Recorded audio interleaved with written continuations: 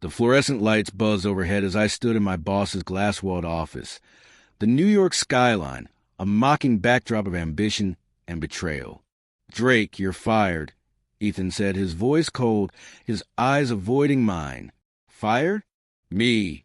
The guy who brought in 40% of the company's revenue?" My heart pounded, my hands clenched. As the words sank in, "Poor performance," he claimed, but I saw the truth in his smirk. I was a threat, a shadow he couldn't escape. In that moment, my world shattered, but fire ignited within me. I wasn't just going to walk away. I was going to make him pay. My name is Drake Carter, 32 years old, and until last week, I was the golden boy of Apex Innovations, a tech startup in Manhattan that was clawing its way to the top of the AI industry. I'd spent 5 years pouring my soul into this company, turning sleepless nights into million-dollar deals, my charisma and grit closing contracts that kept Apex afloat. I brought in 40% of our revenue, a number I wore like a badge, even as it painted a target on my back. But nothing could prepare me for the moment my boss, Ethan Caldwell, ripped my life apart with 2 words: "You're fired." I grew up in a small apartment in Brooklyn, the son of a single mother who worked 2 jobs to keep us fed. Mom taught me that hard work was the only currency that mattered, and I carried that lesson into every corner of my life. At Apex, I was the guy who showed up first, left last, and never said no to a challenge. I wasn't just good at my job, I was exceptional. Clients loved me, my team respected me, and the numbers didn't lie. I closed deals with Fortune 500 companies, my presentations turning skeptics into believers. Ethan, our CEO, used to slap my back, call me the future of Apex. But somewhere along the way, his smiles turned brittle, his praise clipped. I should have seen it coming, but I was too busy building his empire to notice the knife he was sharpening. The morning it happened, I was riding high. I just secured a $10 million contract with a major healthcare provider, a deal that would push Apex into the big leagues. I walked into the office, my tie loosened, a coffee in hand, ready to celebrate with my team. The open plan floor was buzzing. Coders hunched over laptops, sales reps pitching over the phone. My desk was a mess of Post-its and client folders, a testament to the chaos I thrived in. I was about to call a team huddle when Ethan's assistant, Claire, tapped my shoulder. "He wants to see you," she said, her eyes darting away. Something in her voice, a tremor, a warning, made my stomach twist, but I shrugged it off. Ethan probably wanted to toast the deal, maybe even talk about that promotion he'd been dangling for months. His office was a shrine to his ego. Glass walls, a sleek desk, awards framed like trophies. Ethan sat back in his leather chair, his suit crisp, his hair gelled to perfection. At 40, he was a poster child for startup success, but I knew the truth. Apex was built on my deals, my hustle. He gestured to a chair, his face unreadable. "Drake, sit." I sat, my confidence unshaken. "Big day, huh? That healthcare deal's gonna change the game." He didn't smile. His fingers tapped the desk, a slow, deliberate rhythm. "Drake, we're letting you go," he said, his voice flat. "Poor performance. Effective immediately." The words hit like a punch, stealing my breath. I stared at him, waiting for the punchline, but his eyes were cold, his jaw set. "Poor performance?" I laughed, a sharp, incredulous sound. "Ethan, I brought in 40% of our revenue. I just closed a $10 million deal. What the hell are you talking about?" He leaned forward, his voice low, almost pitying. "Your numbers have been slipping, Drake. You've been distracted, missing targets. The board agrees you're not a fit anymore." "Slipping?" My voice rose. My hands gripped the armrests. "That's a lie, and you know it. Show me the numbers, Ethan. Show me one client who's complained, one deal I botched." He stood, his height looming over me. "This isn't a debate. Security's waiting to escort you out. Your severance will be wired by end of week." I was on my feet now, my blood boiling. "This is about you, isn't it? You can't handle that I'm better at this than you." I'm the one they cheer for, not you. His smirk was a blade, cutting through my rage. Careful, Drake. You don't want to burn bridges. I wanted to lunge across the desk, wipe that smirk off his face, but Claire's voice crackled through the intercom. Security's here, Mr. Caldwell.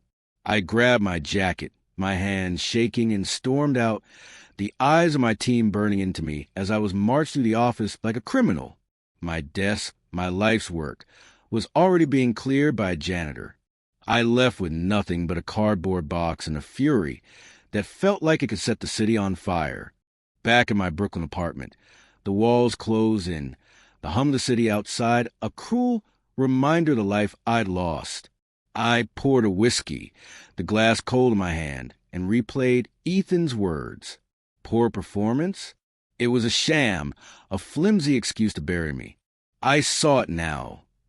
The way he'd sidelined me in meetings, taking credit for my wins, whispered a bore behind closed doors.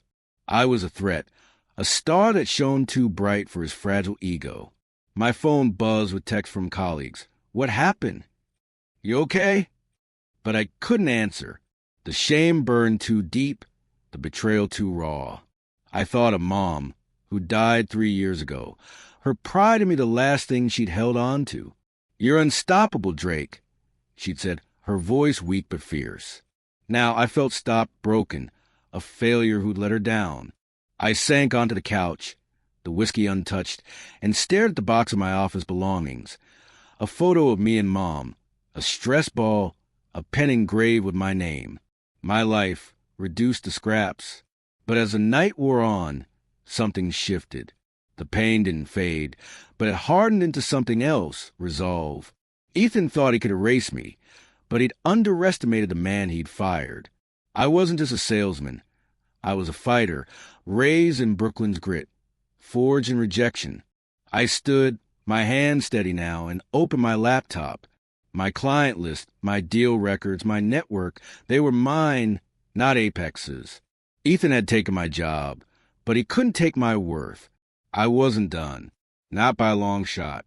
I would find a way to make him regret this, to show him that Drake Carter didn't break. He built, he fought, he won. The city outside pulsed with possibility, and I felt it in my bones. This was not the end. It was the beginning of my comeback. The city outside my Brooklyn apartment roared with life, but inside, I was drowning in silence. It had been 3 days since Ethan Caldwell, my boss at Apex Innovations, fired me. His words, poor performance, cutting deeper than any blade. Me, Drake Carter, the guy who brought in 40% of the company's revenue, tossed out like yesterday's trash. The betrayal was a living thing, clawing at my chest, twisting every thought into a spiral of rage and shame.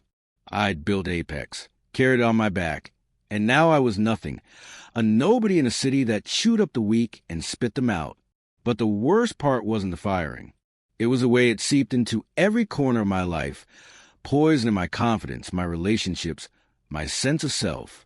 I sat on my couch, the same spot where I collapsed after security escorted me out of Apex, my cardboard box of office relics still unopened on the floor. The photo of me and Mom stared up at me, her smile a reminder of the pride she'd had in me, now tainted by my failure. I hadn't touched my phone since the texts from colleagues stopped coming, pitying messages that turned to awkward silence when I didn't reply. I couldn't face them, couldn't bear the questions, the inevitable what happened. I knew what happened. Ethan saw me as a threat, a rival who outshone him, and he'd orchestrated my downfall with a lie so blatant it was almost laughable. Almost. My apartment, once a haven of ambition, laptop open, deal notes scattered, coffee mugs piling up, felt like a tomb. The walls were too close, the hum of the fridge too loud. I hadn't shaved, hadn't changed out of my sweatpants, hadn't eaten anything but take-out pizza that sat congealing on the counter. Every time I closed my eyes, I saw Ethan smirk, heard his voice. You're not a fit anymore. The words were a loop, a taunt, and with each replay my anger grew, but so did the doubt. What if he was right? What if I wasn't as good as I thought? What if I'd been fooling myself all along? I forced myself to stand, to move, and caught my reflection in the hallway mirror. My eyes were bloodshot, my jaw shadowed with stubble, my shoulders slumped like a man who'd already lost. "Get together, Drake," I muttered, but my voice sounded hollow, unconvincing. I thought of Mom, her fierce belief in me, her stories of working double shifts to keep us afloat. She'd never let betrayal break her, but I wasn't her. I was just me, and right now, I felt like nothing. My phone buzzed, a rare interruption to silence. It was Sarah, my ex-girlfriend, who'd stayed a friend despite our breakup last year. Her text was simple. "Heard what happened. You okay?" I stared at the screen, my thumb hovering over the keyboard. Sarah was the one person who'd always seen to my bravado, who'd called me out when I pushed too hard. But admitting I wasn't okay felt like surrendering, like letting Ethan win. I typed, "I'm fine," then deleted it. Instead, I called her. "Drake," she answered, her voice warm but cautious. "Talk to me. What the hell happened?" I paced the apartment, the words spilling out like poison. "Ethan fired me, Sarah. Said I was underperforming, which is bullshit. I brought in 40% of Apex's revenue. Closed a $10 million deal the day before. He's lying, and I know why. He's scared of me. I was too good, and he couldn't handle it." "God, Drake, that's awful," she said, her voice softening.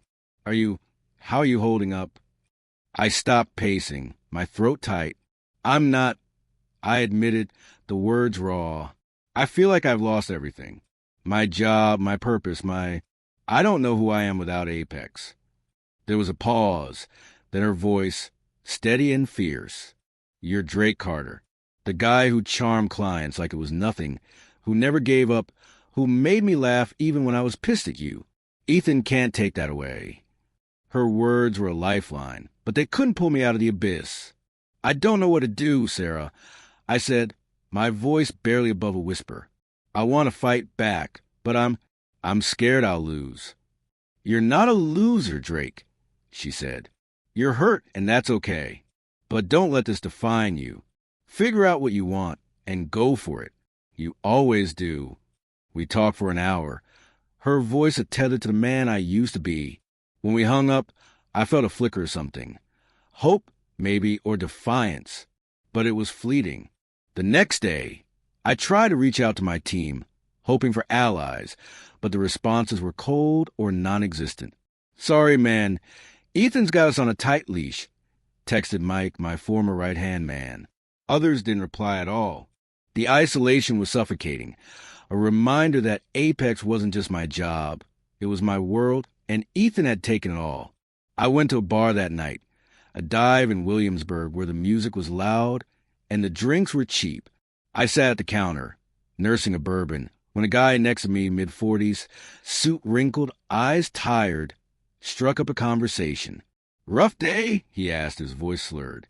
"Rough life," I said, managing a bitter smile. "Got fired from a job I carried on my back." He laughed, a sound like gravel.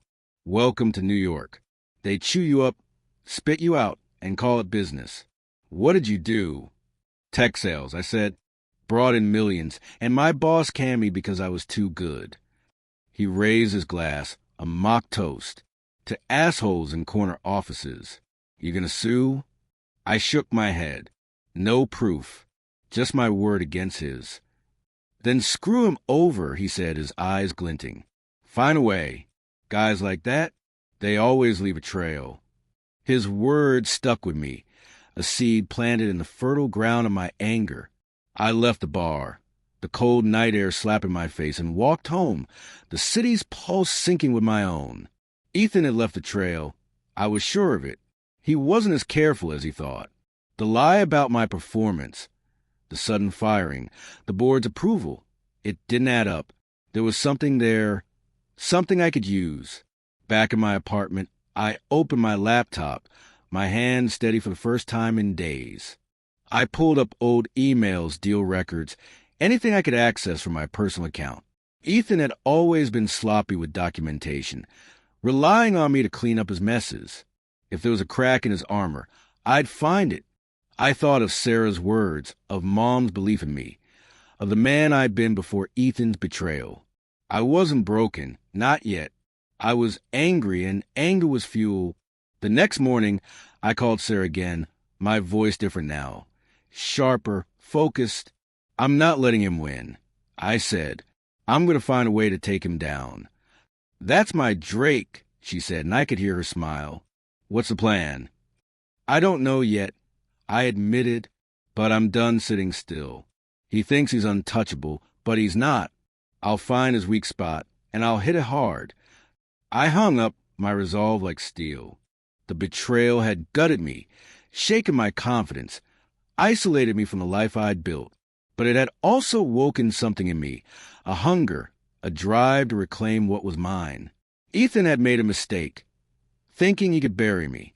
I was Drake Carter, and I was coming for him. The city outside buzzed with opportunity, and I felt it in my veins. This was the moment I chose to fight, not just for revenge, but for myself. The New York dawn crept through my apartment blinds, painting my Brooklyn living room in shades of gray. It had been 10 days since Ethan Caldwell, my boss at Apex Innovations, fired me, branded me a failure despite the 40% of revenue I brought in. The betrayal had gutted me, left me questioning my worth, but now, as I sat at my desk with coffee gone cold and my laptop glowing, I felt something new, purpose. I wasn't just Drake Carter, the guy who'd been kicked to the curb. I was a fighter, and I was done licking my wounds. Ethan thought he'd buried me, but I was about to dig my way out, and I'd bring him down with me. The plan was forming, jagged and raw, but it was there, and it started with finding the truth he'd hidden. The first days after the firing were a blur of rage and despair. I'd holed up in my apartment, the city's pulse mocking my stillness. But Sarah's words, "You're Drake Carter, not a loser," and the bar stranger's advice to find the trail had lit a spark. Ethan's excuse of poor performance was a lie, a flimsy cover for his fear of my success. He'd manipulated the board, twisted the numbers, but he wasn't as clever as he thought. Men like Ethan always left cracks, and I was going to pry them open. I started with what I had, my personal laptop, a backup drive of old emails, and a Rolodex of contacts built over years of hustling. My first challenge was access. Apex had locked me out of their systems the moment I was fired. My company email, deal trackers, even my CRM login were gone. But I'd always been meticulous, saving key documents to my personal drive, a habit born from Mom's mantra, trust but verify.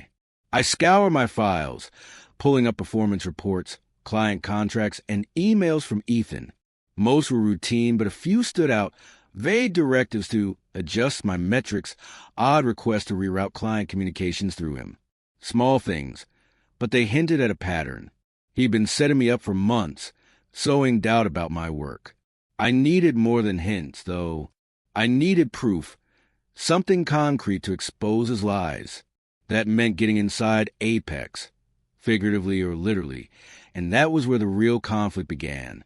I couldn't just walk into the office. Security had my photo, and Ethan's paranoia would have everyone watching for me. My old team was loyal but scared. Mike's text had made that clear. Ethan's got us on a tight leash. I had to find another way, and it started with allies. I called Sarah first, meeting her at a diner in Dumbo, the Brooklyn Bridge looming outside like a symbol of what I needed to cross. She slid into the booth, her dark hair pulled back, her eyes sharp with concern. "You look like you haven't slept in a week," she said, pushing a coffee toward me. "Sleep's overrated," I said, managing a half smile. "I'm working on something. I need your help." She leaned forward, her voice low. "What's the play, Drake?" I told her everything. Ethan's lie, my suspicion he'd doctored my performance records, my plan to dig up dirt. Sarah worked in finance, not tech, but she had a knack for spotting patterns in data, and her network spanned the city. "I need someone who can get me access to Apex's internal records," I said. "Emails, board minutes, anything that shows Ethan's been playing dirty. You know people. Sarah, can you make some calls?" She frowned, her fingers tapping the table. That's risky, Drake. If you get caught hacking or stealing data, you're done, like prison done. I'm already done, I said, my voice hard. He took my life, Sarah. My job, my reputation. I'm not going down without a fight. She studied me, then nodded. Okay, I know a guy, a cybersecurity consultant. He owes me a favor. But you need to be smart about this. Ethan's not stupid. Neither am I said, though the doubt gnawed at me. Was I smart enough? Could I outmaneuver a CEO with a board in his pocket and a company at his command? Sarah's contact, a wiry guy named Leo with a penchant for black hoodies, met me in a coffee shop in the East Village. He was a freelancer, a gray-hat hacker who skirted the edges of legality. Sarah says you're in a bind, he said, his eyes scanning the room. What do you need? I explained, keeping my voice low. Apex Innovations. I need access to their servers, emails, financials, anything that shows my boss faked my performance data to fire me. Leo whistled, leaning back. That's a tall order. Apex is decent security, and if I get caught, we're both screwed. What's in it for me? I slid a check across the table. Half my severance, a gamble that made my stomach churn. $5,000 now. 5 more when you deliver. Plus, you get to stick it to a corporate asshole. He grinned, pocketing the check. I like your style. Give me a week. But don't expect miracles. Waiting was torture. I spent my days rebuilding myself, piece by piece, to keep the despair at bay. I started running again, pounding the Brooklyn streets at dawn, the rhythm of my steps a reminder that I was still here, still fighting. I updated my resume, reached out to old clients under the guise of catching up, planting seeds for whatever came next. But every night, I returned to my laptop, combing through my files, piecing together Ethan's moves. I found an email from 6 months ago, buried in a thread about a client deal, where Ethan had written, Drake's numbers need review, possible over-reporting. It was subtle, but it was a lie. He'd never questioned my numbers before. It was the first breadcrumb in his trail. The emotional toll was relentless. I'd wake up gasping from dreams where Ethan laughed as I fell into a void, my team turning their backs. I missed Apex. Not just a job, but the camaraderie, the thrill of closing a deal, the sense of being unstoppable. Now, I was a ghost, erasing the world I'd built. I called my old teammate Jenna, hoping for a lifeline, but her voice was strained. Drake, I can't talk, she whispered. Ethan's watching everyone. I'm sorry. The call ended, and I threw my phone across the room, the crack of it hitting the wall a mirror of my fracturing spirit. But then Leo came through. Late one night, my phone pinged with a secure link. Got something, his message read. Check your email. My heart raced as I opened the file. A trove of internal Apex emails, board memos, and a spreadsheet labeled performance audit. My name was all over it, my metrics slashed, my deals reassigned to Ethan or team efforts. It was a meticulous smear campaign, dated weeks before my firing. One email from Ethan to the CFO stood out. Drake's numbers are inflated. We need to act before it becomes a liability. Inflated? My deals were airtight, verified by clients. This was proof. Ethan had fabricated my failure to justify firing me. I leaned back, my hands shaking with a mix of triumph and fury. This was it. The crack in his armor. But it wasn't enough. Not yet. I needed to use this, to turn his lie against him, and that meant playing smarter than I ever had. I called Sarah, my voice electric. I've got proof, I said. He faked my performance data. I'm going to take him down. How? She asked, her voice cautious but excited. You can't just leak this. You need a plan. I know, I said, my mind racing. I'm going to hit him where it hurts. His reputation, his board, his clients. But I need more. I need to know what he's planning next. The turning point came that night, as I sat with Leo's files, mapping out my revenge. I wasn't just fighting for my job. I was fighting for my identity, for the man Mom raised me to be. Ethan had underestimated me, thought I'd slink away. But I was Drake Carter, and I was going to outsmart him legally, cleverly, devastatingly. I started reaching out to old clients, not as a victim, but as a consultant, offering insights Ethan could never match. I contacted a lawyer, a shark named Rachel who specialized in wrongful termination, and I kept digging, knowing Ethan's ego would be his downfall. The challenges were daunting. Legal fees drained my savings, my isolation grew, and the fear of failure loomed. But I felt alive, driven by a fire that Ethan had ignited. This wasn't just about revenge. It was about reclaiming my power. The city outside pulsed with possibility, and I was ready to seize it, one calculated step at a time. The Manhattan skyline glittered outside my window, a constellation of ambition and betrayal, as I finalized a plan that would bring Ethan Caldwell to his knees. 3 weeks had passed since I was fired from Apex Innovations, my name smeared with the lie of poor performance, despite generating 40% of the company's revenue. I clawed my way back from despair, fueled by rage and resolve, and with Leo's hacked files, proof that Ethan had falsified my metrics, I had the ammunition I needed. I wasn't just Drake Carter, the guy he'd tried to erase. I was a force, and tonight, at Apex's annual client gala, I'd expose him legally, cleverly, and in a way he'd never recover from. The city hummed with anticipation, and I felt it in my bones. This was my moment. The plan was audacious but airtight, built on weeks of preparation. Leo's files revealed Ethan's scheme, emails and spreadsheets showing he'd slashed my numbers, reassigned my deals, and fed the board lies to justify my firing. But I'd gone further, uncovering a bombshell. Ethan had been skimming client funds, funneling small, untraceable amounts into a personal account to pad his lifestyle. It was subtle, buried in financials only a desperate man like me would dig for, but it was enough to ruin him. My lawyer, Rachel, had reviewed everything, ensuring my moves were legal. "You're walking a tightrope, Drake," she'd warned, her eyes sharp. "One misstep, and you're the one who falls." I wasn't falling, not tonight. The gala was Apex's crown jewel, a black tie event at a midtown rooftop venue where clients, investors, and the board mingled under chandeliers and starlight. Ethan would be there, basking in his stolen glory. Unaware, I'd secured an invite through a former client, Dr. Helen Voss, who'd always admired my hustle. "You deserve to be there, Drake," she'd said, her voice warm.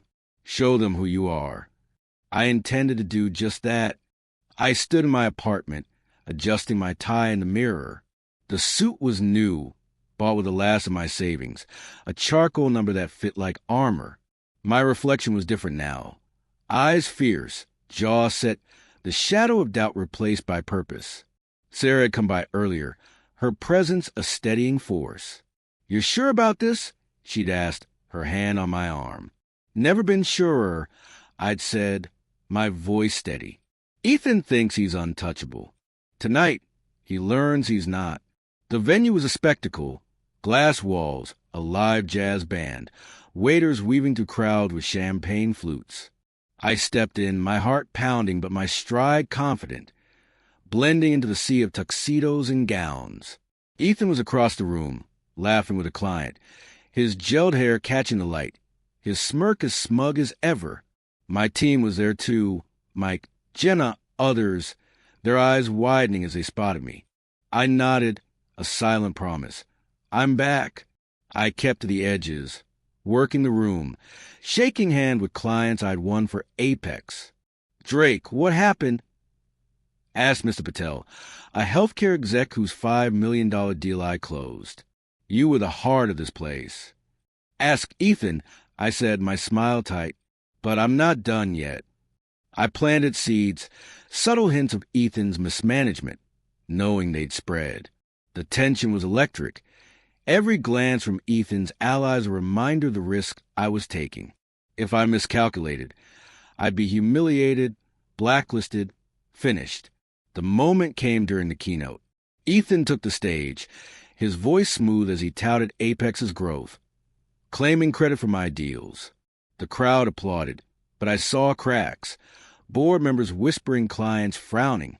I'd sent Rachel's dossier, Leo's files, my performance records, and evidence of Ethan skimming to key stakeholders that morning anonymously with a note, the truth about Apex's success.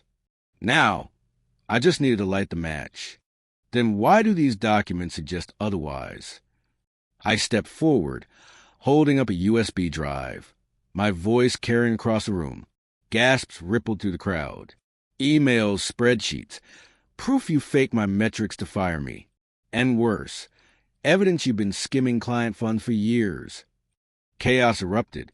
Board members stood, clients murmured, my old team stared, wide-eyed.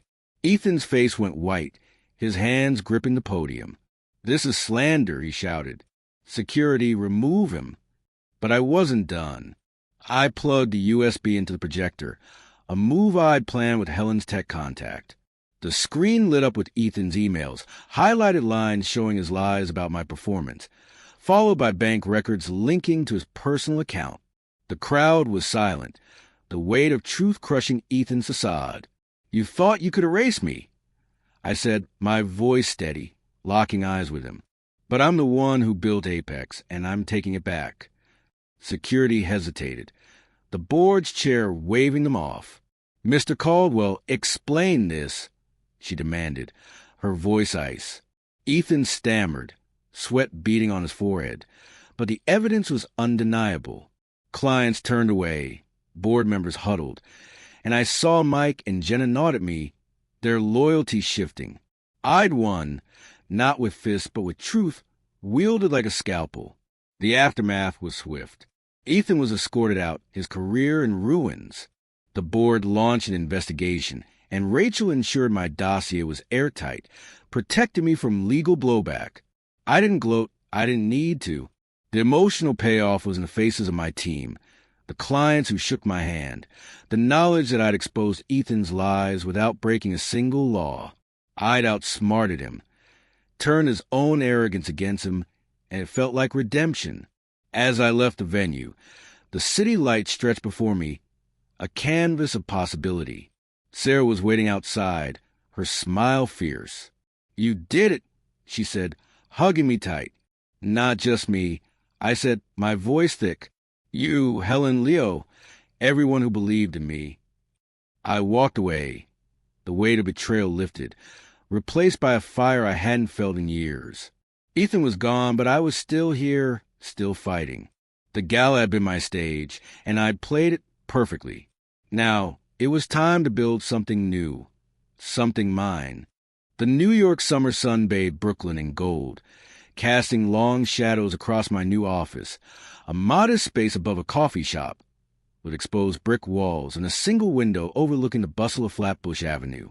It had been 3 months since I exposed Ethan Caldwell at Apex Innovations Gala, dismantling his lies with a USB drive full of truth. I'd proven he'd faked my performance data to fire me, despite my 40% revenue contribution, and revealed his secret skimming of client funds. Ethan was gone, his career in ruins, and I, Drake Carter, 32 years old, stood taller than ever. The revenge was sweet, but what came after was sweeter. A new beginning, built on my terms, forged in the ashes of betrayal.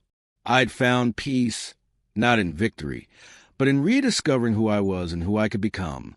The fallout from the gala was seismic. The board ousted Ethan within days, launching a full audit that uncovered more of his financial misconduct. Apex offered me my job back, even a promotion, but I declined. That chapter was closed. The office, once my kingdom, now felt like a haunted house, filled with ghosts of my old ambition. Instead, I took a different path, one that honored the man Mom raised me to be, resilient, honest, unstoppable. I started my own consultancy, Carter Solutions, leveraging my client network and deal-making skills to help startups scale without the corporate games. It was small, just me, a laptop and a part-time assistant, but it was mine, every brick laid with sweat and purpose. The first weeks were grueling. I worked from my apartment, my savings nearly depleted, pitching to clients who'd seen me at my peak and now wondered if I was damaged goods. "Heard you had a rough exit from Apex," said Mr. Patel, the healthcare exec, over coffee. His eyes were kind but skeptical. "Rough but honest," I said, sliding in my proposal. "Ethan tried to bury me because I was too good. Now I'm building something better, and I want you with me." He signed on, and others followed. Dr. Helen Voss, whose question at the gala sparked Ethan's downfall, became my biggest advocate. My old team reached out, too. Mike and Jenna, freed from Ethan's shadow, sent referrals, their texts full of apologies and admiration. "You're a legend, man," Mike wrote. "Wish I'd had your guts." Their support was a balm, healing the wounds of isolation I'd felt after firing. I wasn't alone anymore. I'd built a community, not just a business. Sarah was my rock through it all. We weren't back together. Our breakup had been mutual, our lives too different, but our friendship deepened, rooted in trust. She came by my new office one evening, a bottle of wine in hand, her smile bright. "Look at you, Mr. Entrepreneur," she said, glancing at the stacks of contracts on my desk. "This place is you?" "It's a start," I said, pouring her a glass. "Feels good, Sarah. Scary, but good." "You're not scared," she said, her eyes locking with mine. "You're alive. That's what matters." She was right. I was alive, more than I'd been in years. The betrayal had stripped me bare, forced me to confront my doubts, but it had also shown me my strength. I wasn't just a guy who closed deals. I was a guy who rebuilt himself when the world tried to break him. I thought of Mom, her voice echoing, "You're unstoppable, Drake." I'd made her proud, not by destroying Ethan, but by rising above his lies. My personal life bloomed alongside my work. I started running again, my sneakers pounding the Brooklyn Bridge at dawn, the city's skyline a reminder of what I'd overcome. I reconnected with old friends, hosted dinners in my apartment, the laughter-filling spaces once choked by silence. I even began mentoring young salespeople, sharing the lessons Mom taught me. Work hard, stay honest, never let anyone define your worth. One mentee, a shy kid named Jamal, reminded me of myself at 20, hungry but unsure. "How do you keep going when it's tough?" he asked during a coffee shop session. "You remember why you started?" I said, my voice steady. "And you don't let anyone steal your fire." The emotional scars from Ethan's betrayal lingered, but they didn't define me. I'd spent nights replaying the firing, the humiliation of being escorted out, the sting of my teen silence. But now, those memories were fuel, not chains. I didn't hate Ethan anymore. He was a small man who tried to dim my light.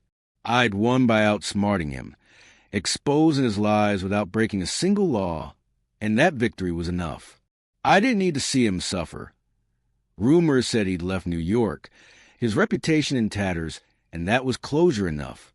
One evening, I sat in my office, the city lights twinkling outside, and opened a box I'd avoided for months, the one from my Apex desk. Inside was a photo of me and Mom, her smile radiant, and a pen engraved with my name, a gift from a client.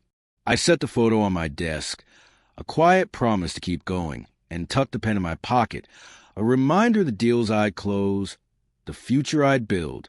My phone buzzed, a text from Helen. "Just sign another client for you. Keep shining, Drake." I smiled, my heart full. This was what success felt like. Not Ethan's corner office, but a life I'd earned. I began writing, too, a habit I'd picked up during the dark days. Not a diary, but reflections, notes on resilience, betrayal, the power of truth. One night, I wrote a letter to Mom, though she'd never read it.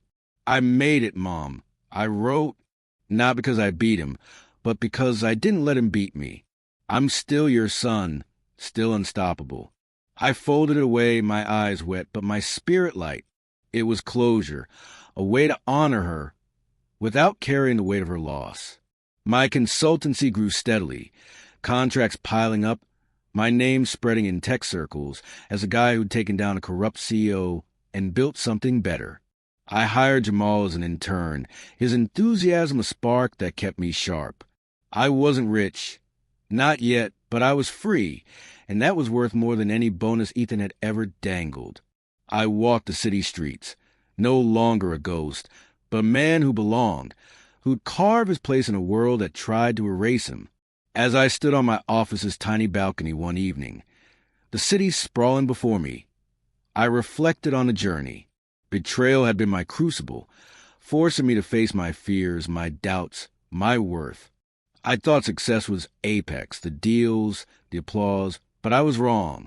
Success was this, standing tall, knowing I'd fought for myself, built something honest, surrounded by people who believed in me.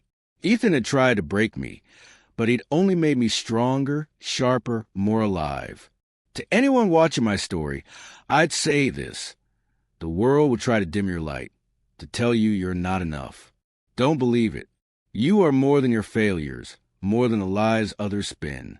Find your truth, hold it tight, and build something no one can take away.